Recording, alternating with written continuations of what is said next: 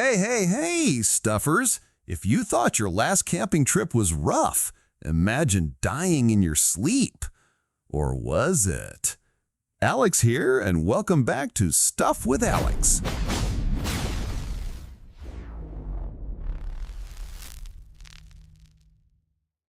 Picture this. 9 highly experienced, seasoned hikers set off into the icy wilderness of the Ural Mountains.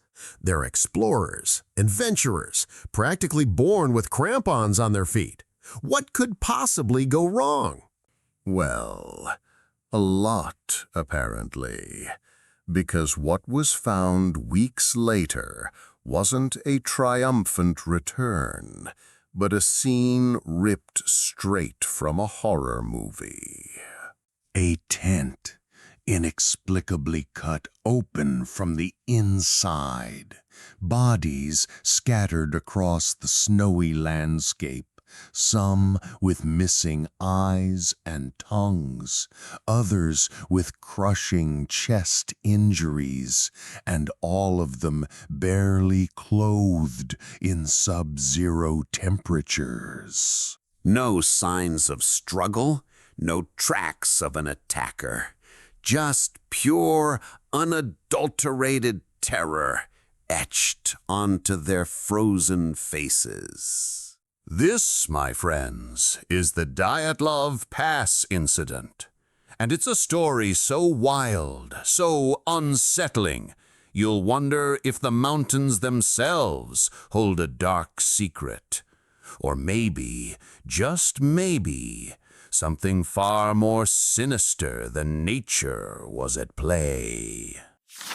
All right, so who were these brave souls? Led by Igor Dyatlov, a sharp, ambitious engineering student, this wasn't some ragtag group of newbies on their first hike.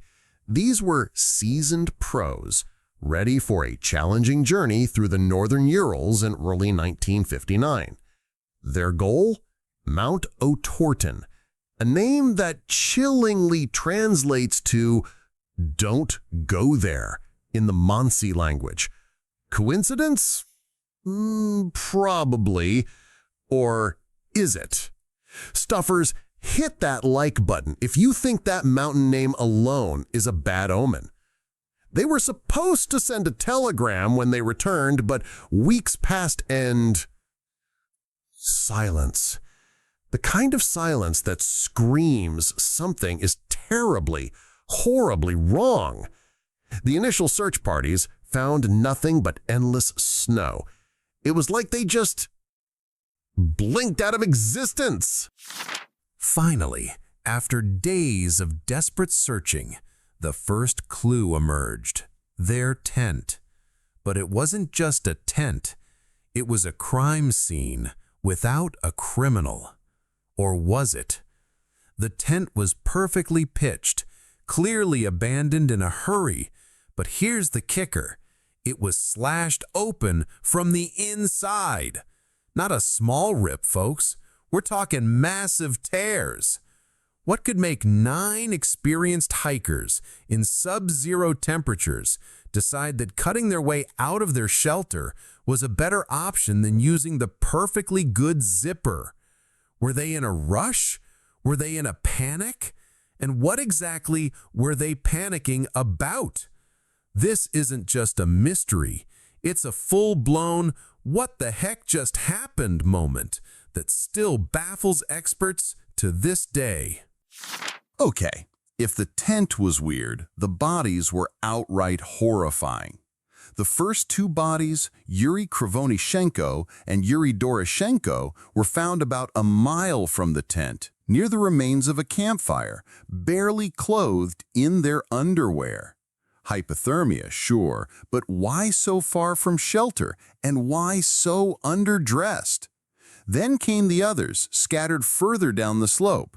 Some had fractured skulls, one with a missing tongue and eyes.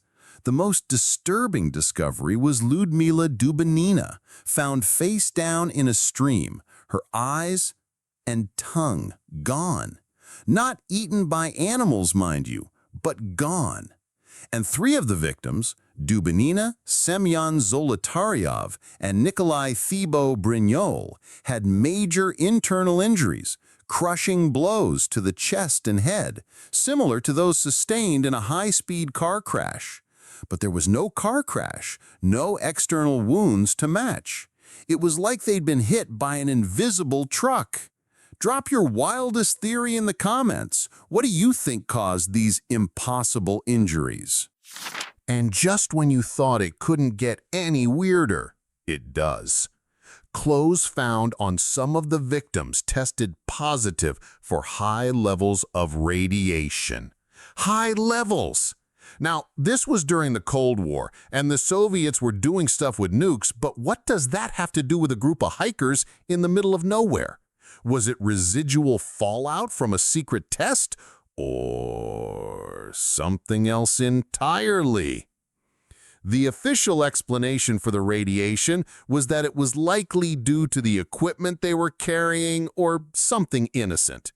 But come on, innocent radiation on a hiking trip where people died with their eyes missing? That's like saying my gorilla mask is just the hat. It just doesn't track, folks. Let's not forget the indigenous Mansi people who lived in these mountains for centuries. Their legends speak of a terrifying force, a yelpin' nur, or evil spirit, that inhabits these peaks. Were the hikers victims of some ancient, supernatural entity?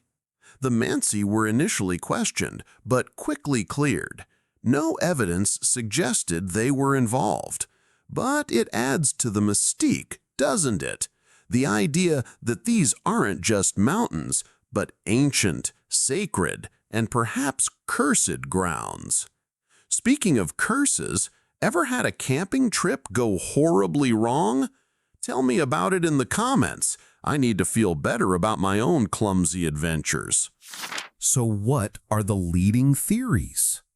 The official Soviet conclusion was a compelling natural force, basically an avalanche. A slab avalanche that surprised them, forced them to cut the tent and flee. The injuries? Consistent with being hit by massive amounts of snow and ice. The radiation? Handled by a don't ask, don't tell policy. But what about the missing eyes and tongue? Animals, they say. What about the undressing? Paradoxical undressing due to hypothermia. It all sounds a little too neat, doesn't it? Then there are the more outlandish theories. UFOs, Yetis, infrasound, military experiments gone wrong, or even some kind of bizarre ritualistic killing. The government kept the case files heavily sealed for years, only adding fuel to the fire. Was something being covered up? Was this a secret military test that went sideways, and these hikers were just in the wrong place at the wrong time? The truth, it seems, is as elusive as a Yeti on a moonless night. The Dyatlov Pass Incident remains one of history's most baffling unsolved mysteries. We might never truly know what happened on that frozen mountainside. Was it a freak of nature, a terrifying avalanche that caught them completely off guard? Or was it something far more sinister, something human, or perhaps even inhuman? The mountains hold their secrets close, and sometimes those secrets come with a chilling price. What we can learn, perhaps, is the inherent fragility of life in the face of the unknown and the humbling power of the natural world. It reminds us that even with all our preparations and experience, there are forces beyond our comprehension. And sometimes the most profound wisdom is simply acknowledging the limits of our understanding. The wise of heart will receive commandments, but a babbling fool will come to ruin. Proverbs chapter 10, verse 8. Okay, thanks for watching. Peace out. Goodbye, guys.